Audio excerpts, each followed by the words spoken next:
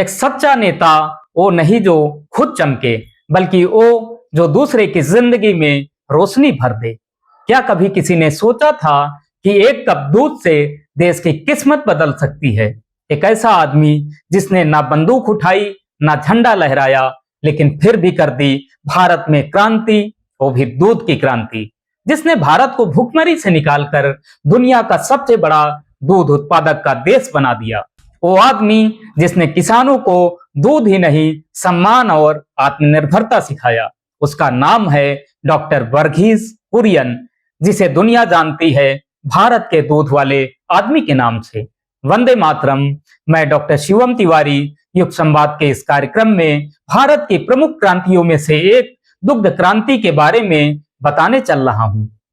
दूध से देश बदलने वाला आदमी वर्गीस कुरियन। साल था 1949। एक युवा इंजीनियर जो अमेरिका से पढ़कर लौटा ही था, ट्रेन से गुजर रहा था गुजरात के एक छोटे से शहर आनंद की ओर।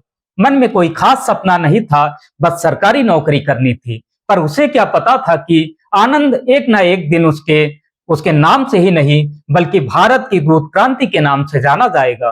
कुरियन का जन्म 26 नवंबर 1921 को केरल के कोझिकोड में हुआ।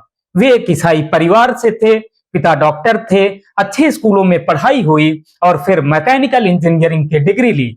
सरकार की स्कॉलरशिप पे भी अमेरिका चले गए डेयरी इंजीनियरिंग की पढ़ाई करने। वापस लौटे तो सरकार ने उन्हें भेज दिया गुजरात के आनंद में तिर्की बॉयलिंग प्लांट में काम करने के लिए। वहां वे खुद सोचते, मैं यहाँ क्या कर रहा हूँ, ये तो दूध उबालने का प्लांट है। दिल नहीं लग रहा था, बस दिन काट रहे थे। लेकिन फिर आई वो मुलाकात जिसने सब कुछ बदल दिया। एक दिन उनकी मुलाकात होती है त्रिभुवनदास पटेल से, जो किसानों का सहकारी संगठन चला रहे थे। वे बोले, हमारे किसानों को दूध बेचने में दिक्कत होती है, बीच के बिचौलिए सारे पैसे खा जाते हैं। वर्गीस कुरियन को यह बात अंदर तक हिला दी। उन्होंने सोचा, अगर किसान खुद अपना दूध बेचे तो सबकी जिंदगी बदल सकती है। यहीं से शुरू होता है ऑपरेशन फ्लड और अमूल का सफर। अमूल, एक नाम जो हर घर तक पहुंचा। कुरियन और त्रिभुवनदास पटेल ने मिलकर एक अनोखा प्रयोग किया। उन्होंने किसानों को एक साथ जोड़ा और एक सहकारी संस्था बनाई, जहां किसान खुद दूध इकट्ठा करते, खुद उसकी कीमत तय करते और उसका लाभ पाते।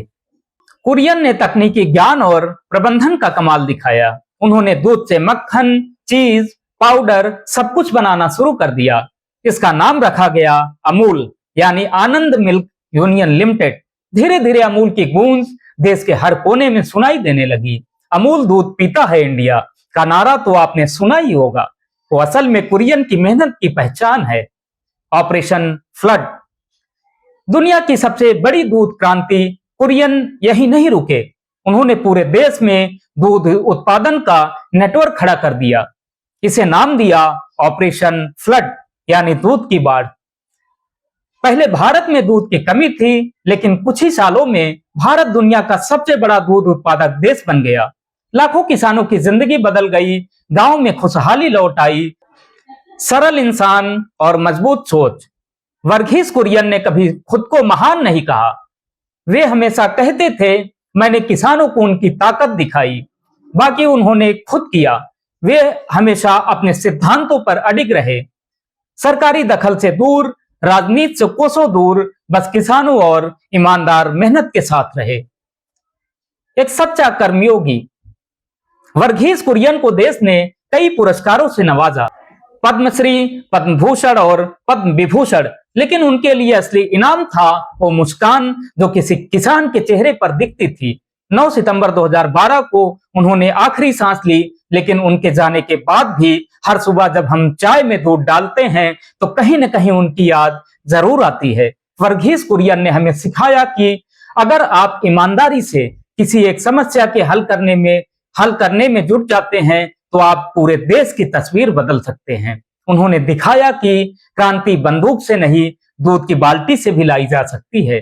यह रही वर्गीस कुरियन की कहानी। इजाजत दीजिए, मिलते हैं अगले एपिसोड में किसी महान व्यक्ति के साथ।